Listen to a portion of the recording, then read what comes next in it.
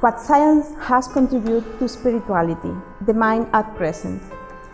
Science's current approach to truths expressed by the great spiritual traditions is an expression of the crucial moment for the collective awakening of human consciousness. Until very recently, general thought on this was dominated by a rationality centered in the physical field, which represented conventional science. Since the instruments and techniques developed for specific research have gone beyond known limits, this has produced a rejection of what was previously established, the dominant paradigm, and a new stage opens which offers possibilities that transcend or penetrate even further than into the physical or the tangible. The world and subtle fields can be experimented on, investigated, and can be attempted to be understood. The researcher can recognize that he or she is involved and can participate in what he or she investigates and observes. This reminds us of Krishnamurti when he explained the observer and the observed. In this constant process of negation of what was previously known, to take a step forward means that all that was previously known can be included with a new meaning and with an attempt to include it in the entirety.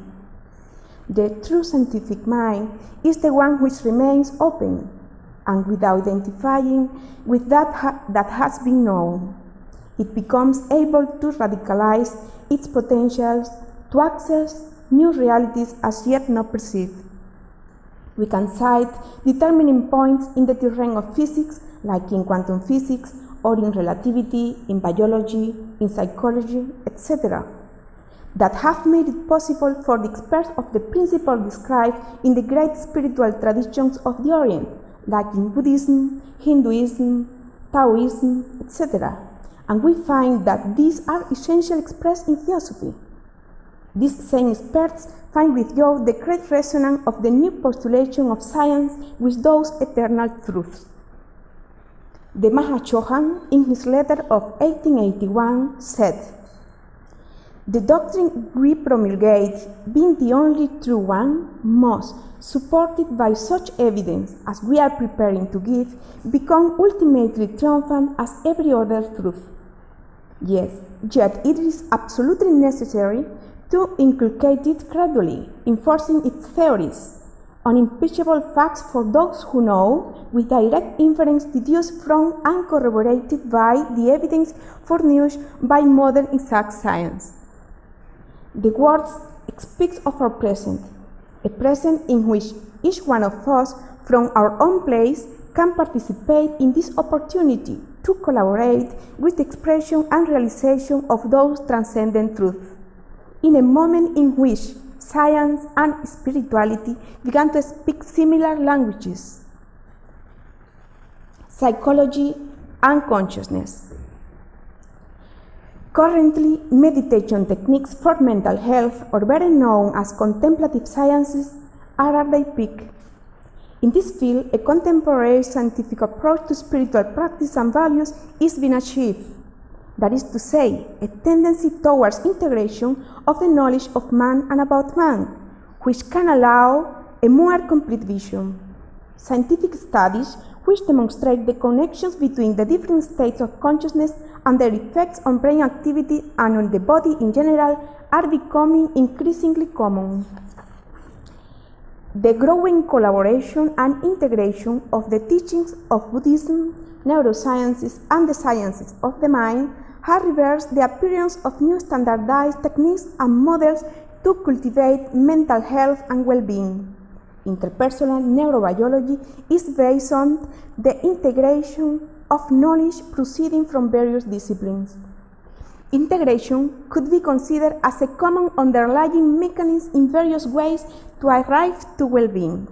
The way in which we pay attention to the present moment can directly improve the functioning of the body and the mind, mental health, and interpersonal relations. This form of developed attention develops the brain circuits in such a way that it allows us to establish a syntonic relationship with our own mind.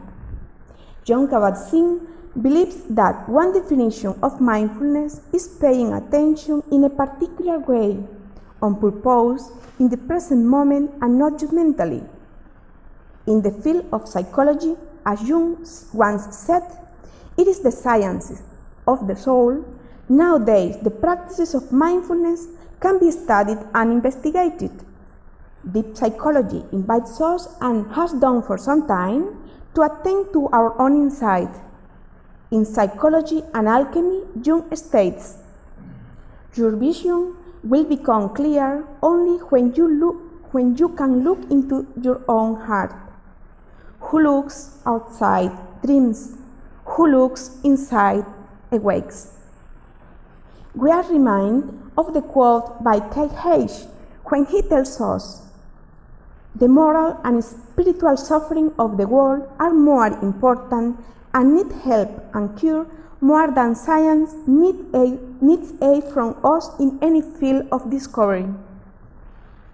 The individual that presents some kind of problem or suffering, both physical and mental, as we all do in our lives, by the very nature of the existence in which we participate, can have contact during the therapy with a transformative and authentic way to focus on problems.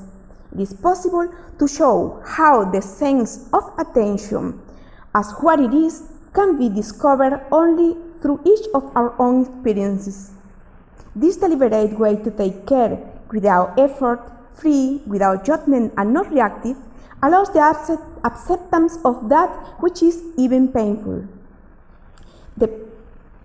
In this process, which permits us to see how and what each feels and thinks, the participant is detached from mental phenomena which are the base of their suffering. The measure of the cognitive fusion that dominates the habitual psychological process can be observed and with it progressively weakened, and we are therefore entering into a state of metacognition. The individual wins the internal freedom and is then capable to continue to increase its capacity to realize that he or she is not solely thoughts nor emotions. There is an observation that permits us to be free in the moment of here and now, and that is the only moment. The attachments and impediments, which are the profound cause that maintain sufferings, are overcome. The natural practice of this form of attention results in a state of psychological well-being, of peace, of serenity, and happiness that can reflect itself in the lives of the people, in the form of increased giving, equanimity, sense of beauty, and compassion. The way in which we center our attention contributes to the modeling of the mind. When we develop a concrete way to attend to the experiences of here and now and see the true nature of the mind, we are in front of a special form of attention that is mindfulness. Heart and mind are defined by the same word in the Orient. Mindfulness includes an affectionate humane quality to full, a feeling of presence and of a generous and friendly interest. The pathway from suffering, in which Buddha showed us his nature and importance, is manifest in the practice of medicine of the mind and body. To be healthy is to accept, to understand, integrate, and transcend. The quality of love and its implicit kindness is that which allows the transformation of man. In analytical psychology, the totality of man is considered as a goal, which drives the psychological development in the therapeutic process. The therapist or analyst can accompany the individual in these stages relating to the structure of the self, when the psychological contents are open to integrate the aspects which are not known previously that will amplify them as an individual heir of the totality. The opening of the door of the unconscious permits a progressive integration that takes the individual to a transcendence of the duality of the mind. The process of individuation that Jung expresses takes body and soul, psyche, and so the individual recognizes his internal unity or totality. That unity connects and unites individuals with other human beings more so than they can perceive, and they feel that they were never separated but always profoundly bound and connected to others. Jung states in Psychology and Alchemy that, were it not a fact through experience that supreme values reside in the soul, psychology would not interest me in the least, for the soul would then be nothing but a miserable vapor. Also, in the structure of dynamic of the psyche, he inspires us by saying, life always has to be treated as something new. Krishnamurti said that to discover something new, one must start with himself. He must set out on a journey, doing it completely naked, especially from knowledge. And thus we ask ourselves, what is the quality of the mind that permits us to always live what is new? Can I name it?